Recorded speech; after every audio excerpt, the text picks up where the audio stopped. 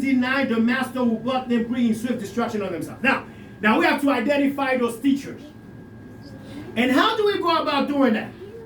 We go about doing that by comparing what the Bible teaches to what they are teaching.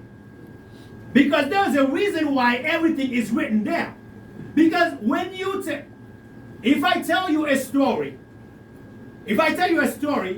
mouth to ears, okay? I just told you the story like this. We didn't write, we didn't take any note and stuff like that. How many people when they go to school, they take notes?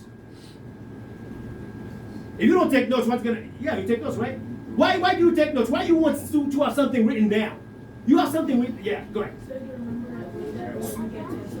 Exactly. You see what I'm saying? So you write things down so that you can remember it later, okay?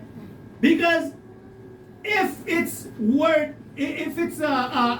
just word of mouth and you don't write anything down, then the possibility is that you're going to forget it. And when you forget it, when somebody comes along and try to remind you of what happened, there is no way for you to know if that's what really happened, if that's what was really said. Because that person can actually, deform what was said, and you don't have any reference to go to in order to say, well, that's not what the teacher said, because I have it written down, I have the notes. You know what I'm saying? And when it was happening, I wrote it down. Now you're trying to tell me something different. Now you're lying. Now you're not telling the truth. Now you got it wrong. Because you have something to refer to. Okay? This is the reason why the Bible, the Word of God is written down. We have the records. Okay? We have the record. And everybody's trying to, no matter what organizations or wherever you go, they always have something written down so that everybody, if you got a job, there's going to be your job description. It's going to be written down. They're going to tell you about it. They're going to teach you about it. But there's going to be that book that's going to be there. Now, later on, when you say, well, you didn't tell me that. No, that's not true. They're going to say, well, here's the book. That's exactly what we went over. It's written down. We have the record.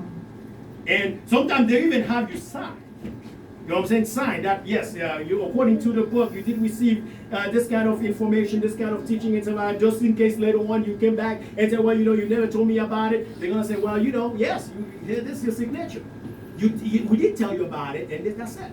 So now we got the Bible written down. So now when somebody comes along and tries to say something about what was said, what happened, and stuff like that, now we have the Bible to refer to.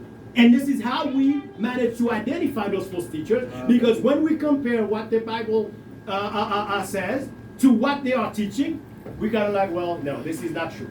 Now, we're not gonna have time to explain why they are doing it, the reason behind it and all that stuff.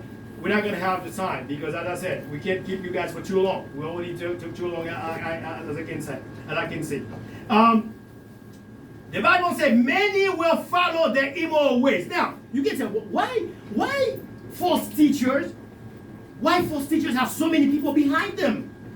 Why this little group of disciples, when I come here, there's just a couple people or a few people, you can just count them on your fingers and stuff like that. And then when you go to one of those congregations, Catholic and Protestants and stuff like that, if you watch on TV, you can see, some of those pastors, they have, they have stadium to receive people because people are, they are flowing to them.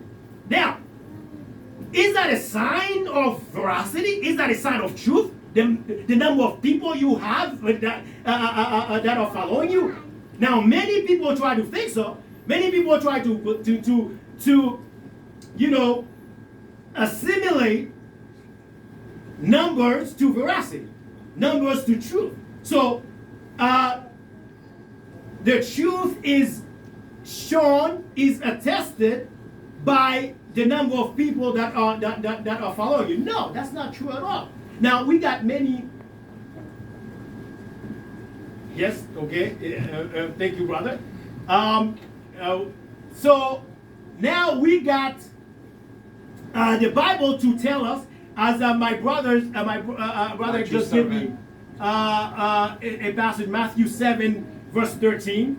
Okay? So what does it say? To show you that numbers don't determine, truth. Numbers don't determine the veracity of your message. Okay? So according to this passage in Matthew chapter 7, verse 13, what does it say? You can enter God's kingdom only through the narrow gate. The highway to hell is broad, and its gate is wide for the many who choose that way. But the gateway to life is very narrow, and the road is difficult, and only a few ever find it. Amen. Okay? Only a few ever find it. Then, that means if you were to discern who's telling you the truth, one of the things, I'm not saying it's the only thing, but one of the determinants that you need to consider is how small they are. How small they are. How small they are in numbers.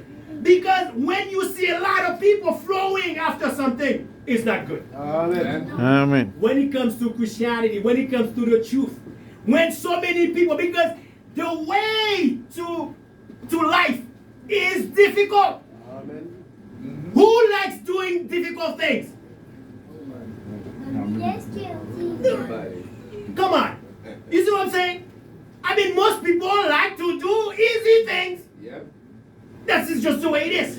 This is just our nature. When something is difficult, we try to avoid it. And this is the reason why the truth, the way to life, many people try to,